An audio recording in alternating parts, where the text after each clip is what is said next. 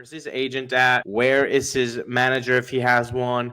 Where are the Rays front office? Like, do we not have a guy in the Rays front office that's like looking at this stuff in spring training or even Where's before your spring George training? Costanza? Where's your assistant to the traveling secretary and the traveling secretary and the 15 interns that...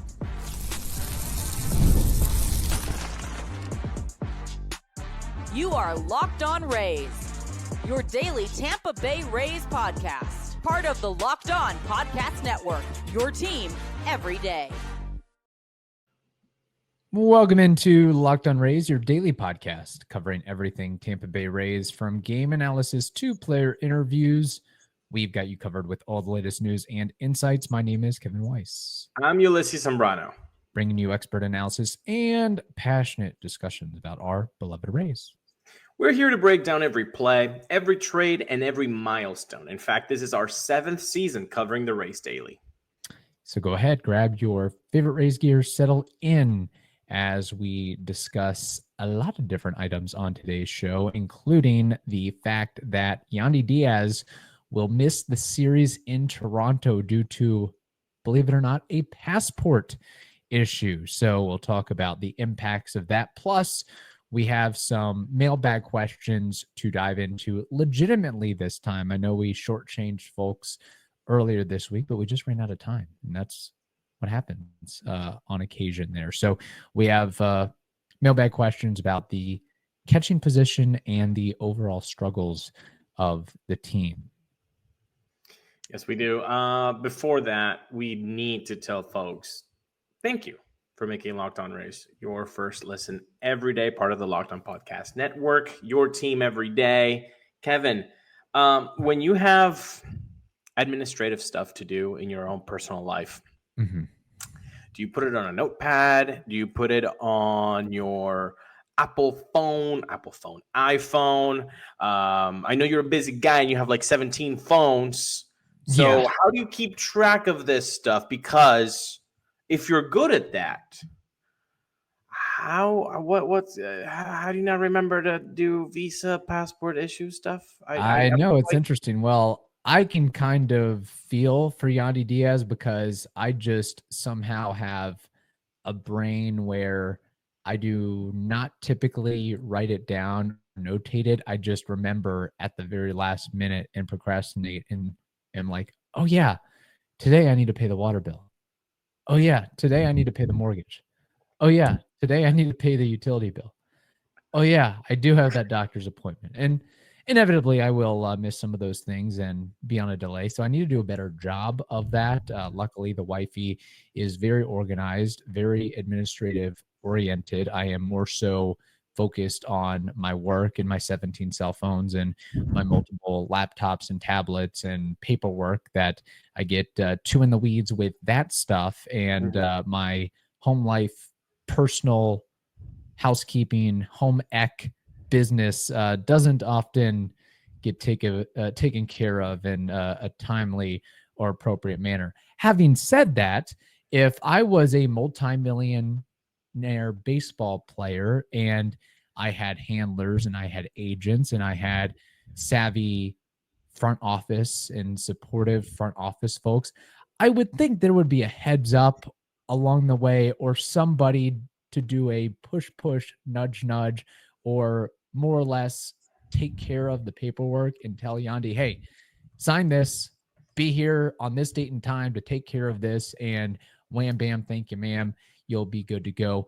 But alas, that didn't happen. So this is, I don't think it's just a black eye on Yandy, but kind of his surrounding help as well, because you would think that somebody would make sure this stuff is in order, so he'd be able to play with the Rays in Toronto and maybe help contribute to a win or two. And I know that Yandy has been struggling for the majority of the early portion of the season, but man, oh man, if the lineup didn't look thin already, it looks a lot thinner without Yandy in the fold. And I'll tell you this. So we're just regular Joe Schmoes.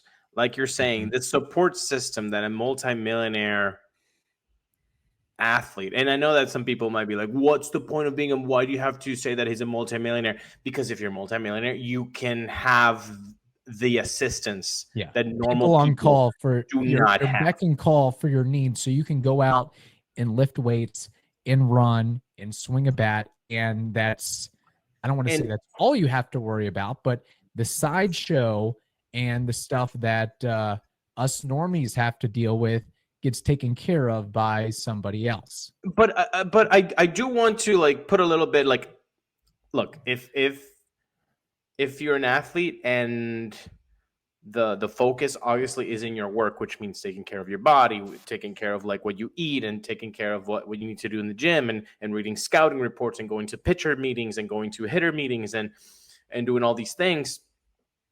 I understand how something like passport issues might be out of sight, out of mind. Right. So let's take a little bit of the blame off Yandy, but where's his agent at?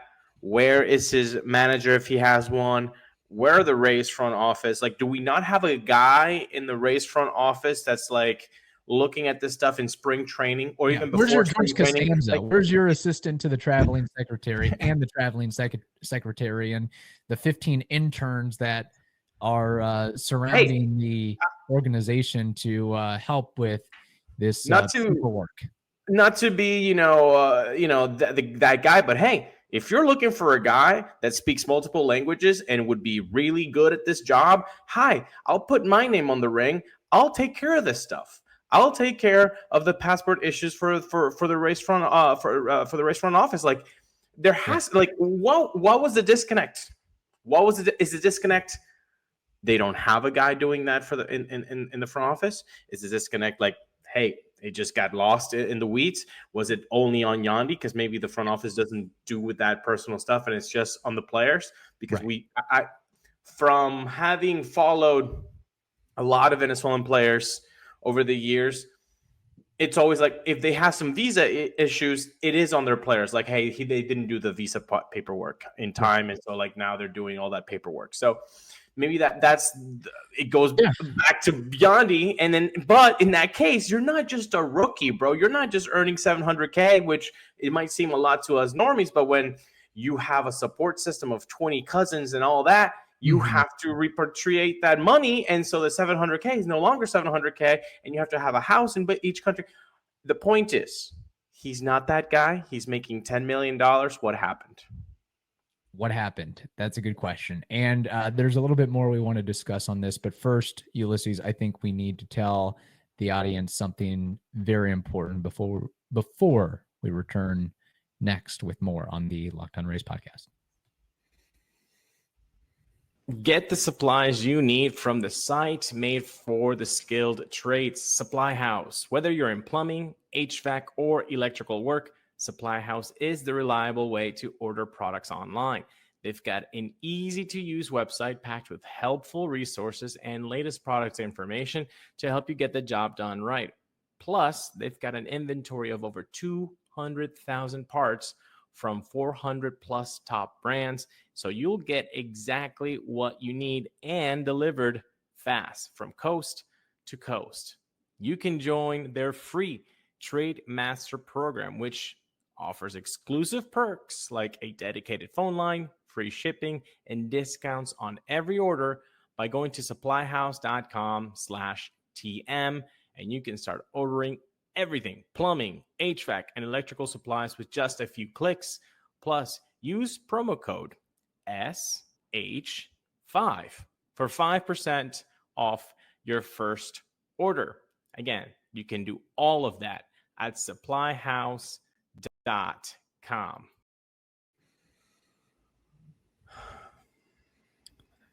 All right, so a couple things. One, maybe the Rays lost this in the shuffle between all the issues they were dealing with Tropicana Field being damaged and having to go through the repairs and figuring out where they're going to play and rebranding Steinbrenner Field.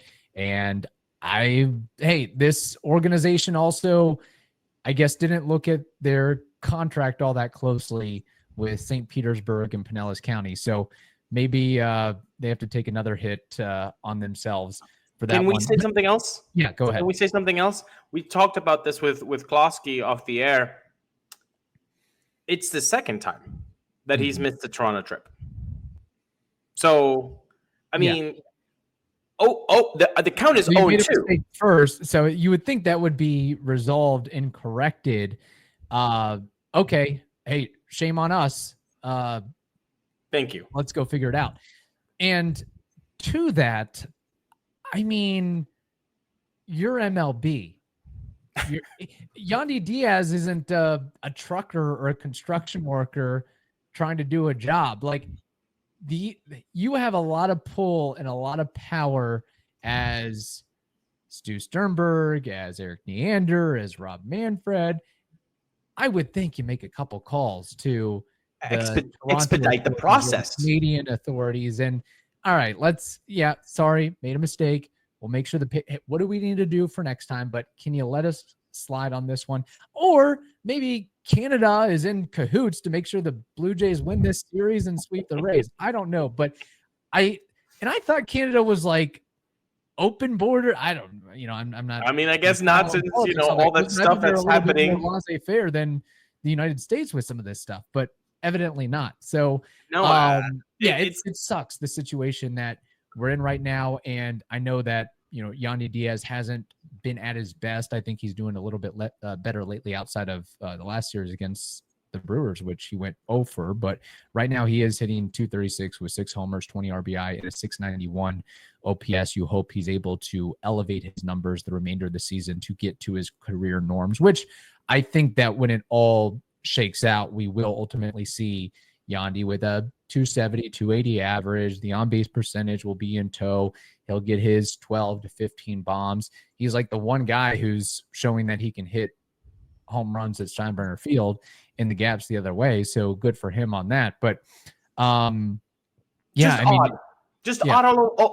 all around, because you would think that these things would not happen, and they happen within the season. Like maybe like in spring training again, like I said, like you hear that, the visa paperwork, all right, maybe they did it too late, but in season, like, this is going to it's very surprising. Right. And so it's especially because it happened twice, but hopefully it doesn't happen a third time.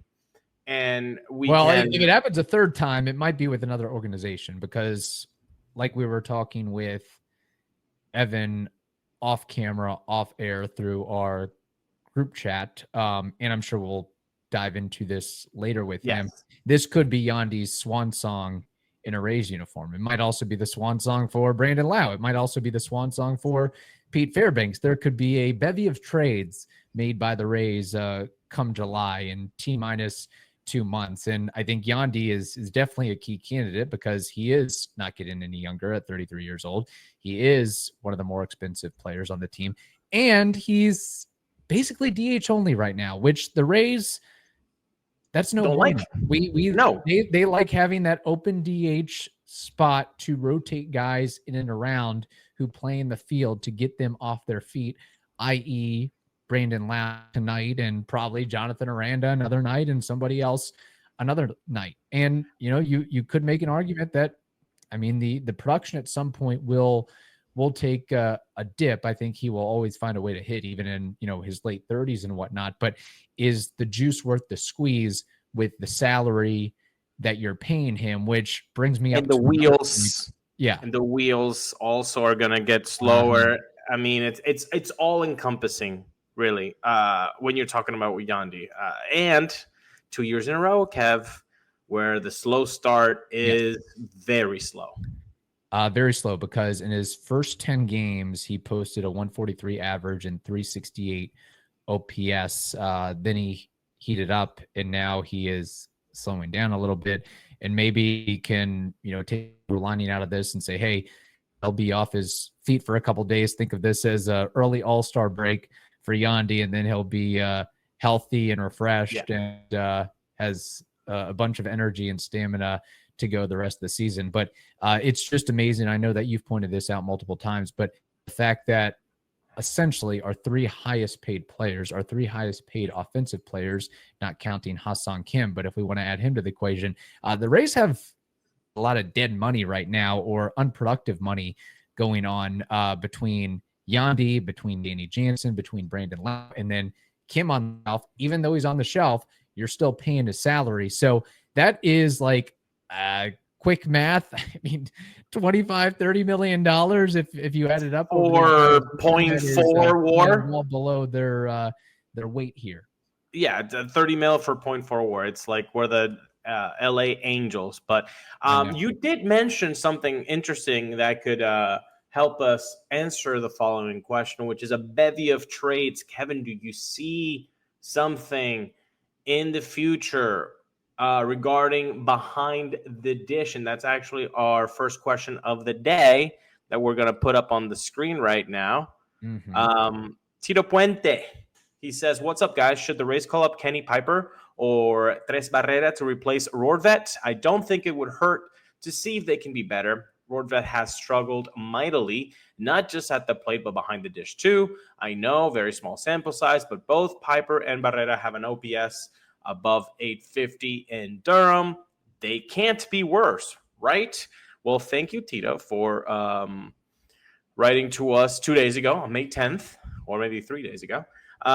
Kevin, what say you regarding the proposition here by Tito?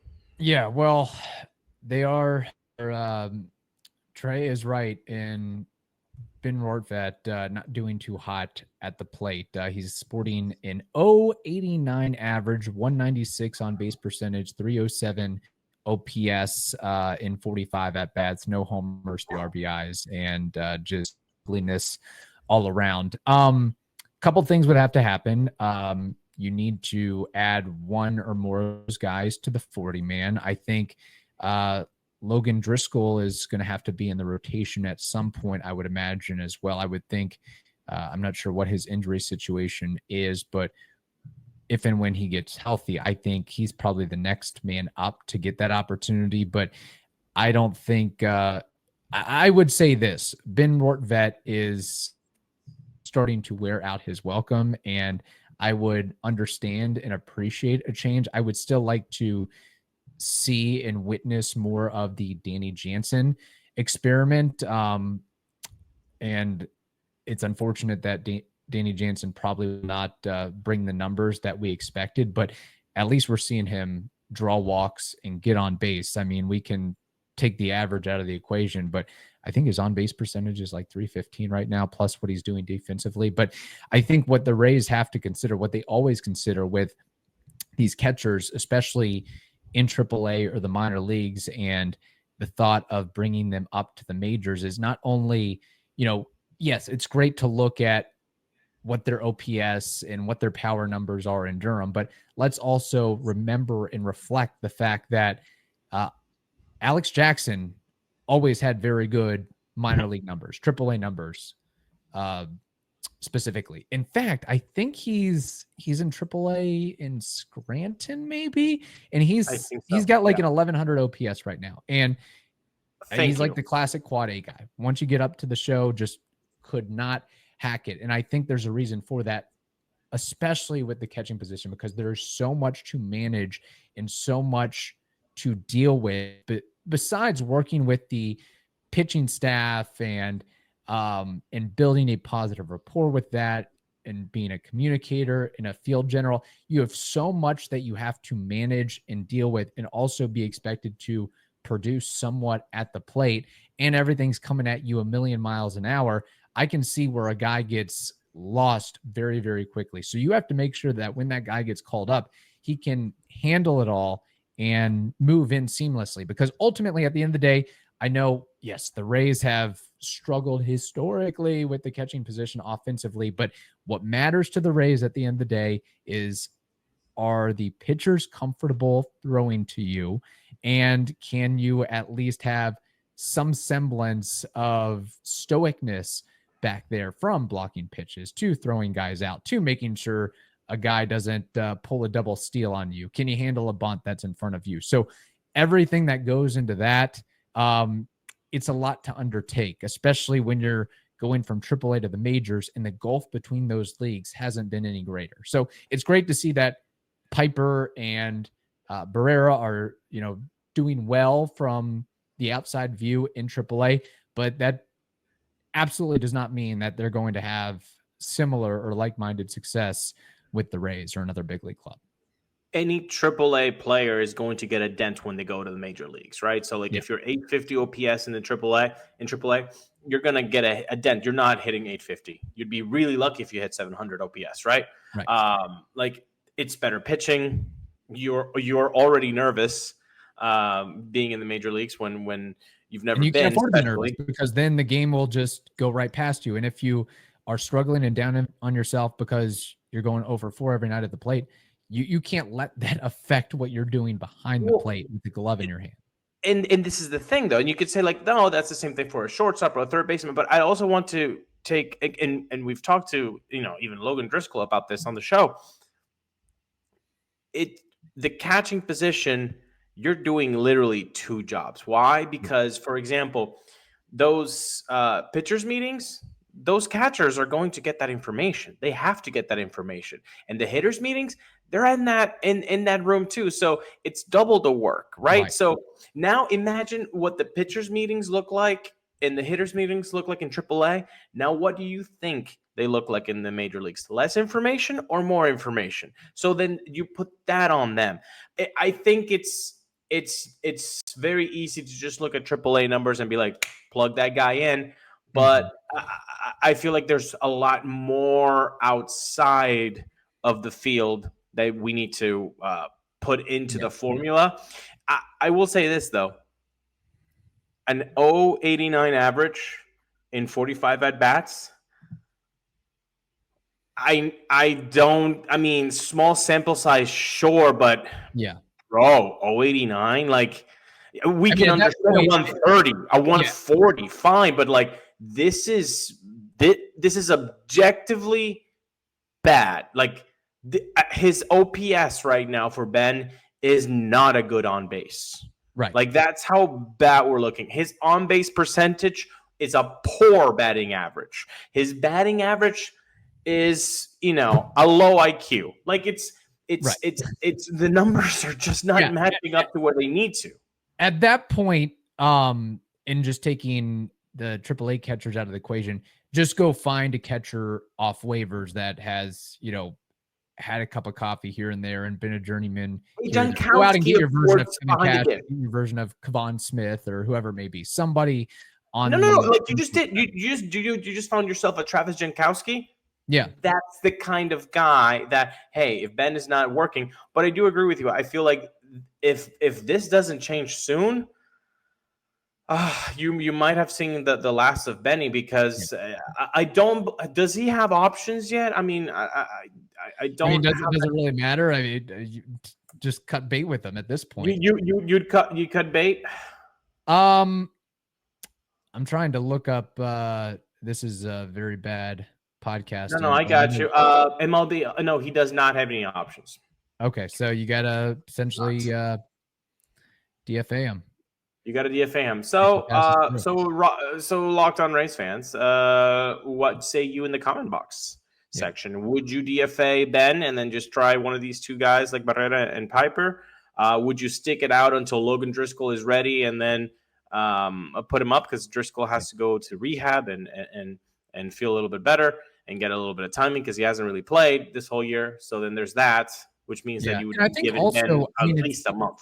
Yeah, it's probably a little bit of a shock to the system for Rortvedt because, he played a majority of the games last year. And then with the Rays adding Danny Jansen, he's not getting as many opportunities to Curtis Mead effect, prove, so to speak. I mean, he played 112 games last year, and the numbers all told, I would take that every day for a Rays catcher offensively. Yeah. And I know they're not, necessarily lighting the world on fire, but we've had a lot worse over the Rays and Devil Rays tenure. So I'll take what he did in 2024 every day, especially as a primary backup. And I thought that we were going to have a really good offensive minded catching staff this year, but so far that has not been the case. I think that you need to, I think at some point, if he just can't deal with it as a part-time catcher, find somebody else who can handle that role with aplomb. And maybe that does happen. And if it does happen, boy, oh boy, would it be nice if they were able to hit at Steinbrenner Field, which has been an issue. And it takes us to our last question of the episode. This is from our old friend Mia France. She says, "Hey, Kevin and Ulysses, it's been a while as ever. Thanks for all the Rays news and questions you're always bringing to us. It's been an uneven season so far, hasn't it? Which brings me to my semi-serious question. Is it time to wonder whether the Yankees were so quick to share their space with us, though appreciated, because they knew they were going to put a hex on Steinbrenner? What else could explain the 5-9 abysmal early homestand, followed by a 5-1 road trip against the Padres and the Arizona Diamondbacks, and then followed by the sweep of the Royals, followed by a victory in the Bronx, a series victory in the Bronx, and then a sweep by the Phillies? I'm sure it's not injuries or a hot and cold offense. Well, maybe. And I am more and more convinced that this must be the logical conclusion we can draw. Hoping to be proven wrong. What are your thoughts on the Steinbrenner struggles? Stay cool. Well, first of all, thank you, Mia. I know Owen is a big Shane McClanahan fan, so I hope that Owen is gearing up for a possible return, maybe in a month and a half from Shane McClanahan. Which, by the way, we need to talk about McClanahan one day soonish, because I do want to give myself props, because when those that news came out, I did say, let's wait until probably July. I said that. Well, it's unfortunate. And thank you, Mia, for the question. Always appreciate it. Don't be a stranger. We love the voice memos as well. We do have another mailbag question, which we'll probably have to save for later on this week or next week. Actually, a couple of mailbag questions, I think. They keep just coming in, which we appreciate. But look, we've talked about the Steinbrenner factor, but I think 30,000 foot view, you have a team that's still finding themselves, trying to find their way in the middle of I don't know if we want to call it a rebuild, but a retool, a reset, a refresh. You have several injuries, which you're always going to have. You have a lot of youth, a lot of inexperience, and then the veterans that are on this team are to some extent. And I think it's kind of been a perfect storm where you see this inconsistency where you'll be high up for a series or two series and then back down to earth for a series or two. And the fact that you don't have your normal home, I think, does things. But I don't think the Yankees were shy to give up Steinbrenner because they got a big paycheck out of it at the end of the day. It was like revenue sharing. The opposite way. The opposite way. It was like bizarro revenue sharing where they actually got a big bump from the Rays. So I'm sure they appreciated that. But, and then, when they are not that, when they play at Tropicana Field, they certainly get a warm welcome, but they're probably going to get even a nicer welcome when they're playing at Steinbrenner Field. And that's their spring training homes. Get a little bit of an extra boost out of that. And maybe that yields another win or two or three in the overall season series against those two clubs. I do appreciate the humor. The hex is a pretty good one. It's a curse, right? All these players are professional. Yeah, they're professional and they want to win, because you don't get to the major leagues if you don't want to win. Like you have to have this innate need, not like a desire, like an ache to win every time you get in the field. That's nobody's doubting that. I will go with a little bit of a subconscious thing though. Okay. When you enter a MLB stadium, not Steinbrenner Field, there's this majestic feel to it. There's just this like aura, this bigness of it, the view, the encompassing third deck just like hovering over the field. Like there's just this hugeness about it. So if there is that for the fan, the player must feel that. And we know that they feel it because multiple players have talked about this when they get to the big leagues, and they talk exactly about that, the field getting bigger. So the bright lights are bright, right? Maybe it's a subconscious thing that when they're at home, it's more like spring train. Like it's not clicking that It's not the hey show. guys, this is life. It's go time. Yeah. Maybe that's a subconscious thing. I'm not saying that they don't go out and play. Of course, they go play at their hardest, but maybe there's something psychologically happening, because unless it's just regression and we'll see some positivity come back to their winning ways at home, you do have to realize by the time that this month ends, I believe 46% of their home games have gone bye-bye. Yeah. 46%. Yeah, and that's so it needs to happen quick. And hopefully we don't have many more rain delays, although I wouldn't be too shocked if that happens. Hopefully there's not a rain delay on the Longo retirement ceremony. That would really be a big bummer and a shame there. But I will just note this, entering the 2025 season, the Rays had, if you were to guess where they ranked as far as youngest team in MLB. So if you rank the teams, number 1 is the youngest, number 30 is the oldest, where would you say the Rays land?